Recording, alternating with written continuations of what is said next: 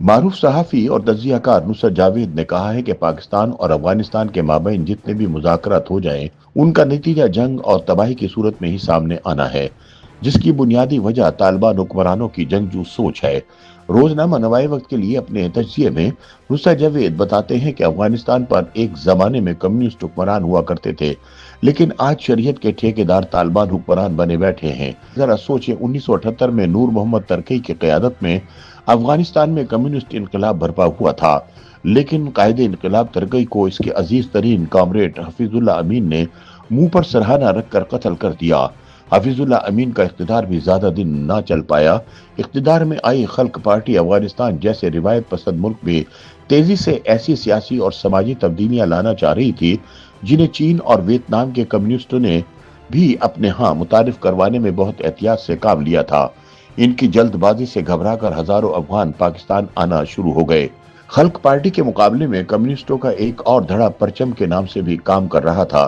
ببرک Carmel اس کا سربراہ تھا۔ خلق پارٹی کی قیادت کے باہمی اختلافات نے افغانستان میں ابتری پھیلائی تو دسمبر 1979 میں سوویت افواج کابل میں داخل ہو گئی۔ ببرک کارمل کو خلق پارٹی نے چیکوسلوواکیہ کا سفیر بنا کر جلا وطن کر دیا تھا، لیکن پھر اسی کو واپس کابل بلا کر ایوان صدر میں بٹھا دیا۔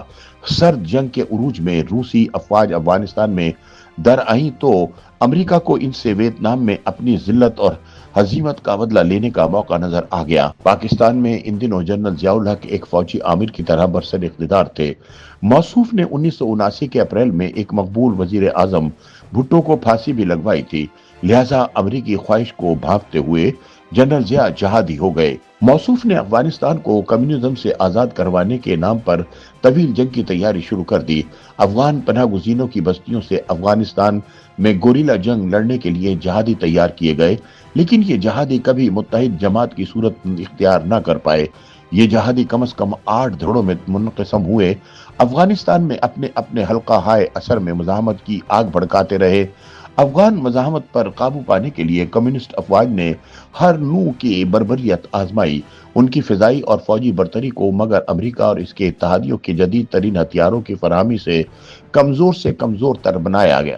بالآخر 1986 میں روس نے اپنی افواج کو افغانستان سے نکالنے کا فیصلہ کر لیا۔ روسی افواج کے انخلا کے باوجود افغان مذاکرات کے ذریعے اپنے لیے کوئی سیاسی نظام تشکیل نہ دے پائے۔ 1992 میں افغان مجاہدین کے دھڑوں کو خانہ کعبہ جا کر ایک معاہدہ کرنے کو مجبور کیا گیا۔ صبغت اللہ مجددی اس کے تحت عبوری افغان صدر بنے۔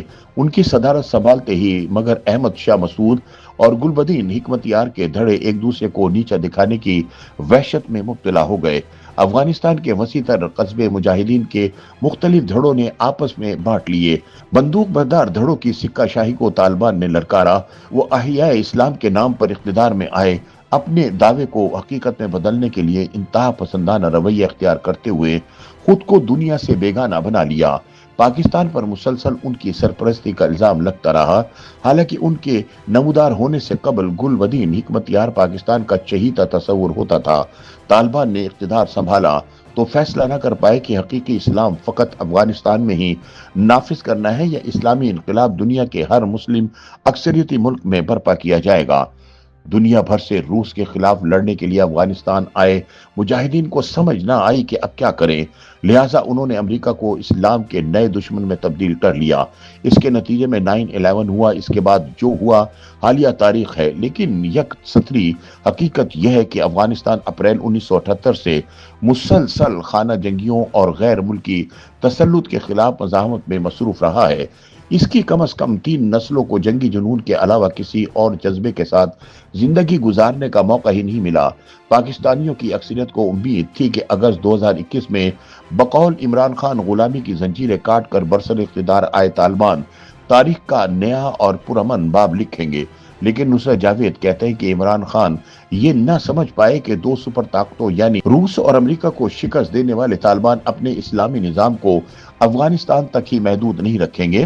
وہ اپنے پاکستانی برادران کے بھی ویسے ہی پشت پناہ ہوں گے جیسے بے شمار پاکستانی جہاد اور بعد ازاں امریکہ کی مزاحمت کے دوران طالبان کی پشت پناہی لے رہے تھے۔ अमरीकी अफवाज की अफगानिस्तान मौजूदगी के दौरान तालिबान यकसू और यकजा होकर मज़ाहमत के काबिल नहीं रहे थे। वो अपनी तंजीम को मुख्तसर तरीन तश्कीलात में ढालने को मजबूर हुए। खुफिया मालूमात हासिल करने के लिए अमरीका के अपनाए जदीद तरीन हरमों और आलात को नाकाम बनाने के लिए छोटे ग्रोहों में बंटकर मज़ाहमत जारी रखना उनकी मजबूरी थी। इसकी बदौलत वो बहुत तख्लीकी और तकनीकी भी हो गए, लेकिन हम इस गुमान में मुब्तला रहे कि तालिबान बदस्तूर मदरसों के सादा लो शागिर्दों पर मुश्तमिल हैं।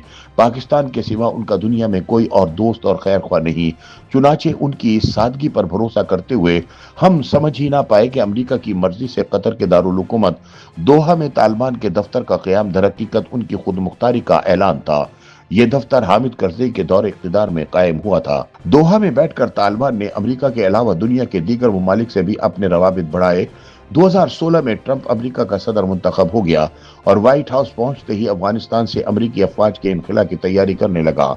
अफगान निजाद अमरीकी ज़ल्मे खलीलजाद को इसने इस ज़मन में अपना खुसूसी मुशीर तैनात किया। तालिबान ने ज़ल्मे खलीलजाद के जरिए अमरीका को तवील मुज़ाकरात में उलझाकर बिलाखिर एक मुआहदा किया। इस पर अगस्त 2021 में अमल दरामद हुआ तो अमरीका के हिस्से में फकत जिल्लत और रुसवाई आई। तालिबान को अमरीका के साथ दोहा मुज़ाकरात के लिए रजामंद करने के लिए दबाव बढ़ाने वाले इमरान खान और कमर जावेद बाजवा भी पाकिस्तान के लिए कुछ दूररस जमानतें हासिल करने में नाकाम रहे। फातेह की तरह काबुल लौटने के बाद तालिबान बतदरीज अहिया इस्लाम के गम में मुब्तला होने की बजाय पख्तून वतन परस्ती के रवैये इख्तियार कर रहे हैं। इसी रवैये ने इन्हें मोदी सरकार को दोस्त बनाने पर उकसाया है।